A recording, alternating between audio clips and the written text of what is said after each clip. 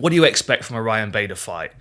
You expect him to maul his opponent. You expect him to have well-timed takedowns, smash his opponent up against the fence, and get them into that grind cycle that we see from DC and Khabib and the like.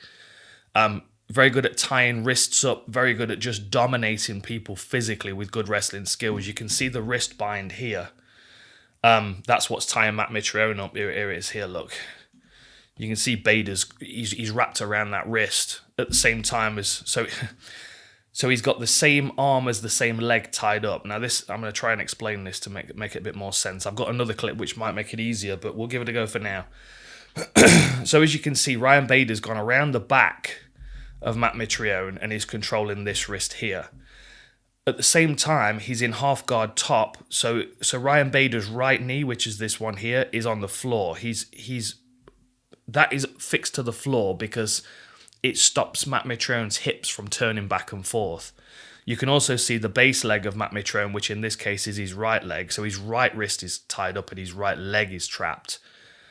But in order for him to alleviate this pressure of this wrist, he needs to get clear of this arm and move over. So he's basically going down on all fours. But one thing that's stopping him is the fact that his base foot is trapped to the floor as well. So it puts this kind of cross control over his body where, you know, one shoulder's pinned up, but then you also can't move your leg as well. It's a very debilitating position. And Ryan Bader's been very good at utilizing it in heavyweight as well as light heavyweight. Now, the key in this being successful for Bader is the timing of the takedown. The thing that holds people off against Machida is not the constant work rate. It's the idea that something might catch you on the way in.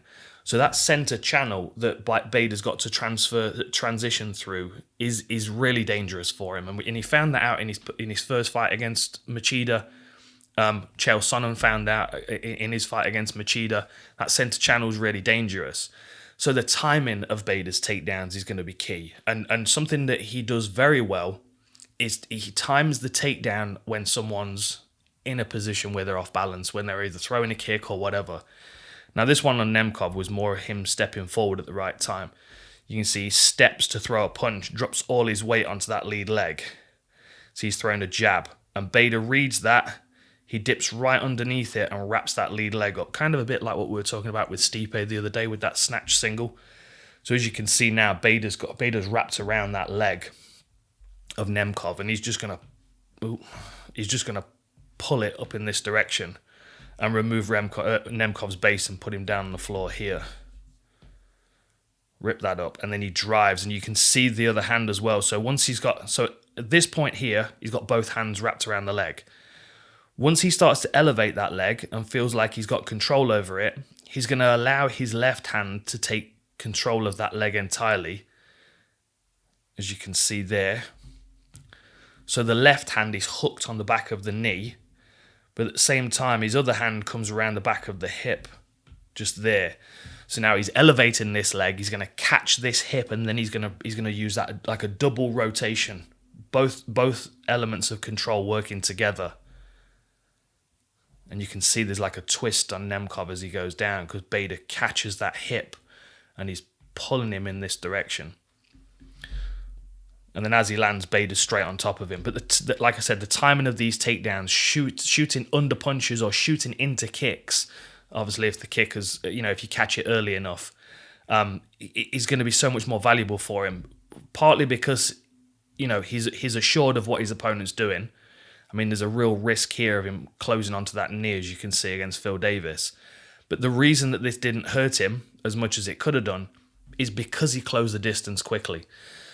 I often use this example of back kicks. If someone's throwing a back kick, there's two things you can do. You can either move away from it and hope you're out of range, or you can move into it and check their hip.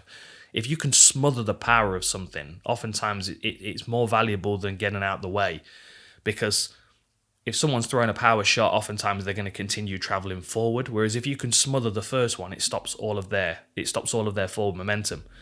So as you can see here with Phil Davis, as Phil Davis throws the knee, as he skips, Bader penetrates. I mean, he's literally just a second behind there.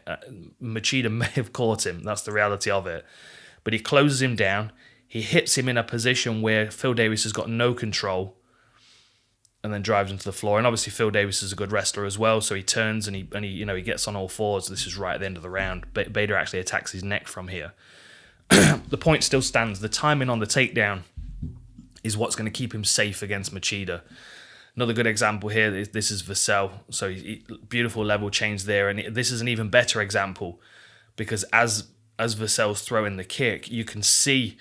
So his knees are in line, his feet are pretty much close together, and his hips are in a position where Bader's going to meet them square. It just makes the takedown so much easier. Bader's going to be able to just bowl him over, just run straight through him. He goes right round both legs, look. Wrapped in both legs. His head is so close to the hip of Vassell that there's no concern about anything catching him at that point.